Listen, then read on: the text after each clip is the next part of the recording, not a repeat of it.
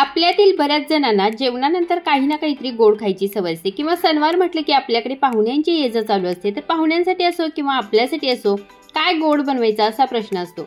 तर आज ब्रेड पासून बनणारी ही स्वीट डिश त्यासाठी मस्त ऑप्शन आहे।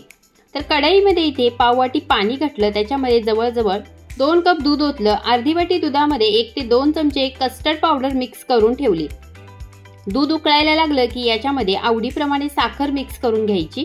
आता जे कस्टर्ड पावडर मिक्स केलेलं दूध होतं ते पुन्हा एकदा चमच्याने ढवळून घ्यायचं, म्हणजे ते तळाला बसत नाही। आता हे चांगलं मिक्स केल्यानंतर दुधामध्ये ओतून घ्यायचं आणि दुधाला सतत ढवळत हे दूध शिजवून घ्यायचं। आता हे दूध शिजलंय किंवा हे कस्टर्ड मिक्सर तयार झालंय हे कसं समजणार? तर चमचा जो तुम्ही दूध हलवायला घेता त्याच्या पाठीमागे व्हिडिओमध्ये दाखवल्याप्रमाणे एक लाईन मारून घ्यायची। जर याच्यामधले मिश्रण एकमेकांना परत मिक्स नाही झालं तर हे मिश्रण तयार झालंय हे समजून घ्यायचं। आता याला बाजूला काढून थंड करायला ठेवायचं। मिक्सरमध्ये मी इथे घरातल्या दुधावरची मलाई होती ती मिक्सरमध्ये फिरवून घेतली। हे ऑप्शनल आहे, तुमच्याकडे असेल तर तुम्ही मलाई घेऊ शकता।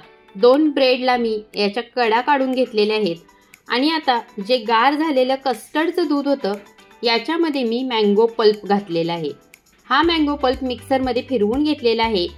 हे सीझनेबल फ्रूट्स असतात, ते तुम्ही सीझन असेल तेव्हा वापरू शकता, नसेल तर हे घालायची काहीच गरज नाही। आता हा मँगो पल्प याच्यामध्ये चांगला मिक्स करून घेतल्यानंतर एक डबा घ्यायचा आणि त्याच्या तळाला हे कस्टर्ड दूध ओतून घ्यायचं। थोडं आपल्याला घालायचं आहे। पहिल्यांदा मी थोडं घातलं, त्याच्यानंतर जे ब्रेड आपण घेतले होते त्याच्या स्लाइस याच्यावरती ठेवून घ्यायच्या। पुन्हा जे कस्टर्ड मिल्क आपण बनवलं ते याच्यावरती ओतून घ्यायचं। ही प्रोसेस आपल्याला रिपीट करायची। आता इथे 2 स्लाइस मी ठेवून घेतल्या, त्याच्यावरती पुन्हा हे कस्टर्डचं दूध घातलेलं आहे आणि पुन्हा मी ज्या 2 स्लाइस राहिल्या होत्या त्या याच्यावरती घालणार आणि पुन्हा मी कस्टर्डचं दूध याच्यावरती ओतून घेणार। डब्याच्या साईजनुसार आपल्याला ब्रेडचे जे तुकडे आहेत ते करून घ्यायचे आहेत।